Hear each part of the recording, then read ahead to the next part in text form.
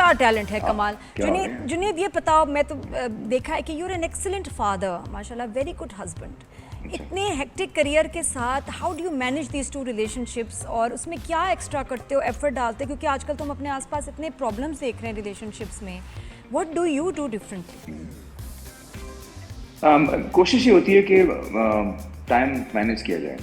मैं तो बहुत अरसे से शुरू से ही ये चीज़ मुझे अपने अब्बू से मिली, मैनेजमेंट, चीज़ों को मैनेज करना, टाइम मैनेज करना, सब चीज़ें वही हैं। चाहे वो अपना करियर हो, एक्टिंग करियर हो, म्यूजिक करियर हो, बीच में फिटनेस को भी मैनेज करना, जिम को मैनेज करना, एथलेटिक एक्टिविटी मैनेज करना, फैमिली को मैनेज करना, बच्चों के साथ टाइम स्पेंड करना, ये सब चीज़ें आई थिंक हमको मैनेज करनी पड़ती हैं।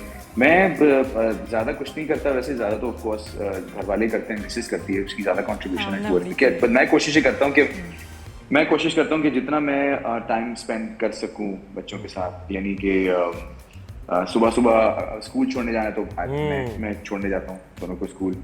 वो टाइम होता है अच्छा बच्चों के साथ इंटरेक्ट करने का, उनके साथ। मैं I wake up early with the kids, मैं सुबह जल्दी उठ जाता हूँ और बच्चों को स्कूल छोड़ा, उनके साथ वक्त गुजारा, उसके बाद फिर जिम चले गए। उसके बाद और देखिए ना, शादी को भी इतने साल हो जाते हैं, ड्रामों में भी देखते हैं डिफरेंट प्रॉब्लम्स आने शुरू होते हैं। वो आपको कहाँ लगता है कि जो किस तरह के प्रॉब्लम्स आते हैं और उनको कैसे फिर हैंडल करें?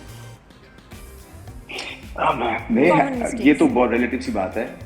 कॉमन मेरे ख्याल में टाइम देना पड़ता है, अटेंशन, कम्युनिकेशन। हाँ, बिल्कुल, दोनों मियाँ बीवी को एक दूसरे को टाइम देना होता है, अटेंशन देनी होती है। रिलेशनशिप में वो स्पार्क मेंटेन करने के लिए आपको वक्त गुजारना होता है, मोमेंट्स क्रिएट करने होते हैं। और ये कुछ चीज़ें नेचुरली आती हैं, कुछ चीज़ें आपको कॉन्शियसली भी क्रिएट करनी होती है। बिल्कुल, कुछ over time you have to create those moments. बिल्कुल, मैच्योरिटी आती है। जुनैद, मुझे बताइए, एक तो अपनी फैमिली की बात हो गई ना, एक प्रोफेशनल लाइफ में मैंने कभी यानी कंट्रोवर्सी उस तरह जुनैद को या मतलब ओवर एक्सप्रेसिव होते हुए नहीं देखा। सोशल मीडिया पे हम देख रहे थे, या अपनी राय देना, कमेंट करना, तो ये इंटेंशनली करते हो या नेचर का हिस्सा है कि बस ठीक है यार छोड़ो, मुझे क्या बात करनी है इस बारे में, और इसलिए कंट्रोवर्सी? एक तो मेरी नेचर का हिस्सा भी है, हाँ, एक तो मेरी नेचर का हिस्सा भी है। बचपन से भी मैं थोड़ा खामोश तबीयती था, लेकिन ऑफ कोर्स ऐसा नहीं है कि मैं ओपिनियन रखता नहीं चीज़ों के बारे में, लेकिन I consciously make an effort not to really share my opinion on social media. कुछ चीज़ें आपकी पर्सनल होती हैं, कुछ ओपिनियंस आपके पर्सनल होते हैं, और आई थिंक मैं उस कैटेगरी ऑफ परफॉर्मर्स या एक्टर से बिलोंग करता हूँ। हमने तो ये कंट्रोवर्सीज क्रिएट करने वाली चीज़ तो सोची भी नहीं थी, ना देखी भी नहीं थी। हम तो सीधा काम पे फोकस करते थे। गाने भी बनाए तो उस सोच से बनाए कि यार दिल से क्या निकल रहा है, ना ये कि आसपास क्या चल रहा है या वो क्या हो रहा है, दिल से क्या निकल रहा है। एक्टिंग भी इसलिए की कि क्राफ्ट में थोड़ा सा बेहतर आना था या अपने आप को कैसे एक्सप्रेस करना था। सो मैं वो कॉन्शियसली सोचता ही नहीं हूँ कि यार मुझे कहीं ना कहीं किसी तरह कॉन्ट्रोवर्शियल होना है या फिर कहीं ना कहीं कंट्रोवर्सी में नजर आना है, which is actually आज के लिए इम्पोर्टेंट। ये आजकल ये टूल है भी सोशल मीडिया पर रेलेवेंट रहने के लिए कि आपको हल्की कंट्रोवर्सी क्रिएट करनी पड़ती है। Nothing wrong with it. I think हम आपको जो एनवायरनमेंट के फ्लो के हिसाब से चलना चाहिए, लेकिन मेरी अपनी एक नेचर है कि मैं कहता हूँ यार मैं अपने आप अपनी नहीं, और बड़े जंपर्स होते हैं जो बीच में आ जाते हैं कि हम भी जरा आ जाए ना, हमें भी साढ़े पल भी देखो। कोई ऐसी फीमेल फैन कोई याद है, किसी का लेटर आया हो, किसी का मैसेज आया हो, या कोई जहां आप जा रहे पहुंच गई हो, ऑब्सेस्ड, ऐसी कोई वियर्ड सी कोई बात याद है फीमेल फैन? नहीं यार, मेरे फैंस बड़े शरीफ से फैंस। अरे रहने दो प्लीज, क्रेजी फैंस नहीं हो सकता। क्रेजी फैंस, कॉल की फैंस बताओ जरा। नहीं कोई ऐसी क्रेजी फैन स्टोरी नहीं। अब फैंस आते हैं और वो बड़ा आपसे प्यार करते हैं, प्यार से मिलते हैं, ऑटोग्राफ्स लेते हैं। कभी किसी ने कहा भी यहाँ ऑटोग्राफ दे दें, किसी ने कहा यहाँ ऑटोग्राफ दे दें बाजू में। तो ज़्यादा कोई ऐसी कोई क्रेजी फैन स्टोरीज नहीं होती मेरे साथ, एटलीस्ट मेरे साथ नहीं। अच्छा, अभी मुझे पता किसका ड्रामा एंजॉय कर रहे हैं आप अपने अलावा? किसका ड्रामा बड़े मजे का लग रहा है और उसको फॉलो भी कर रहे हैं? अपने अलावा अभी आजकल वैसे मौका मिल नहीं रहा देखने का। आप नाम लें तो 2-3 अच्छे ड्रामे। अरे बहुत डॉक्टर बहू है, बस तेरा नाम हो, फरहान सईद का वो बस तेरा नाम हो, बड़ा मजे का है। डॉक्टर बहू है, और कौन से बहुत सारे चल। मैंने डॉक्टर बहू के कुछ सीन्स देखे थे, और उसमें जो मेन लीड और एक्ट्रेस हैं कुबरा और असद शुजा, उनके सीन्स बड़े अच्छे थे। The chemistry was very good. Mehreen जबार आफ्टर काफ़ी सालों के बाद मेहरीन जबार का काम जो है वो लोगों ने रिकग्नाइज किया। She is a wonderful director. Work with way back 2010 में हमने बताया जान किया था, and she is a brilliant director. But now काफ़ी टाइम बाद उनका काम अच्छा रिकग्नाइज हुआ है एंड ग्लैड के लोगों ने पहचाना है कि हाउ टैलेंटेड मैरी एग्जैक्टली। और अच्छा ये बताएं, एक अभी ड्रामे में बताएं कि एक्टर्स के साथ कितना आप टाइम गुजारते हैं, तो उनकी नेचर के बारे में भी पता चलता है। जब 2-3 एक्टर्स का पूछेंगे, मोमना इकबाल से शुरू करते हैं, हाउ वाज द एक्सपीरियंस, और उसकी कोई आदतें बताओ खास मजे की। Wonderful experience. देखिए मैंने 2 ड्रामे कर चुका हूँ मोमना के साथ, एक दो किनारे किया था और ये किया, और उसकी जो सबसे अच्छी बात ये है कि एक तो फोटोग्राफी मेमोरी सीन पढ़ के याद कर लेती है, याद है उसको, और जो वो छोटी छोटे एक्सप्रेशंस देती है बीच में, मैं अभी भी अपने मुहाफिज में भी नोट कर रहा होता हूँ, कहीं ना कहीं वो ऐसे मजेदार किस्म के एक्सप्रेशंस आते हैं उसके, जो कि ऐसा नहीं है कि नेचुरली भी वो दे रही होती नहीं है, शायद ये आप सोच रहे हो क्या नेचुरली वो ऐसी है इसलिए, नहीं ऐसा नहीं, वो ऑन स्क्रीन आके वो कोई बड़े अच्छे नेचुरली एक्सप्रेशन देती है जो कि बड़ी फाइन एज एक्टर शायद हम एक्टर ही नोट कर सकता है चीज़ें कि यार ये एक्सप्रेशन कैसे दिया, ये एकदम कैसे निकाला।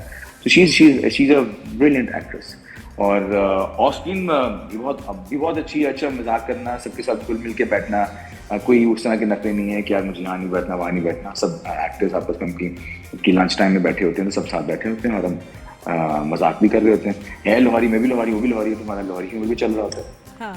नहीं तो उनकी तो प्रोजेक्ट के बीच में शादी भी हो गई, तो गए नहीं, इनवाइट किया था मोमना ने? बिल्कुल इनवाइट किया था, लेकिन मैं कराची में था और ईद था, बड़ी थी, बकरा ईद थी, तो मैं कराची में फैमिली के साथ था, मैं जा नहीं सका, लेकिन मैंने सारी बात टमाटर कर ली थी, बट मैंने सोशल मीडिया पे फॉलो किया शादी को। और कितना मुश्किल होगा मैनेज करना कि शादी के दिनों में आपकी शूट भी चल रही है, अब उधर टाइम दें। ये तो होता है, लेकिन ऑफ कोर्स मैनेज तो करना पड़ता है ना, बहुत सारी चीजें मैनेज करना पड़ता है, हाँ, लेकिन मैनेज बिल्कुल हमने किया और सबने किया। ये एक बड़ी इसकी एक पर्सनल चीज़ थी, शादी होना, सब कुछ, उसको टाइम भी देना था, ऑफ कोर्स इसको तो हम डिनाई नहीं कर सकते, ये बहुत इंपॉर्टेंट है। तो हमने सबने, हमारी टीम है, डायरेक्टर रामेश्वरी जी ब्रिलियंट आदमी है और वंडरफुल डायरेक्टर, तो हम सब ने बैठ के सब चीज़ें आपस में, सबके जो भी इश्यूज थे, मुझे भी कुछ स्पेल के लिए बाहर जाना था, अमेरिका जाना था, तो मेरा भी इन्होंने अकोमोडेट किया। अच्छा, बाहर जाने से हाँ मुझे याद आया, आप ये कह रहे, मुझे याद आ गई ये चीज़ कि जितने भी लीडिंग एक्टर्स हैं उनका बाहर जाना, उनकी अदर असाइनमेंट्स, उसकी वजह से प्रोजेक्ट डिले होते हैं, ठीक है। अब वो जब डिले होते हैं तो हमारे साथ इरम अख्तर भी आई थी, रेवन ड्रामे में आप भी थे, तो वो बड़ा शिकवा कर रही थी इस बात का, वो ये कह रही थी कि ये हमें जो है सपोर्टिंग कास्ट को इतना साइडलाइन किया जाता है, तो ग्रांटेड लिया जाता है, डेट्स डिले हो जाती है, ये वाकई एग्जिस्ट, इसमें बात करते हो या कहते हो कि नहीं ठीक है यार, I have nothing to do, मेरा ताल्लुक नहीं, बिल्कुल इस चीज़ को हम समझते हैं। मेरी पर्सनली कोशिश होती है दोनों बार आदत, लेकिन मैं पहले से इन्फॉर्म कर देता हूँ वे बिफोर, कि एक महीना 2 महीना पहले इन्फॉर्म कर देता हूँ कि ये मुझे इस पॉइंट पे यहाँ पे जाना है। तो फिर जो प्रोडक्शंस होती हैं वो यूजुअली अकोमोडेट ये करती हैं कि फिर बाकियों का काम उस पर रख लेती हैं। मुश्किल ये है कि प्रोडक्शन जो है वो ऑफ डेज आएंगे, अक्सर वो काम पे लगे रहते हैं।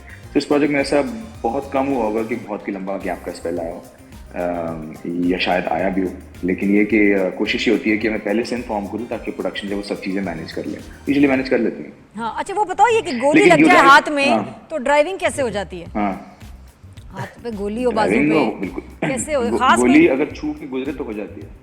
अच्छा, छू के भी गुजरे तो ड्राइविंग हो जाती है? गोलियां, बहुत सी गोलियां ऐसी हैं जो सिर्फ छू के गुजरती हैं आपके दिल को।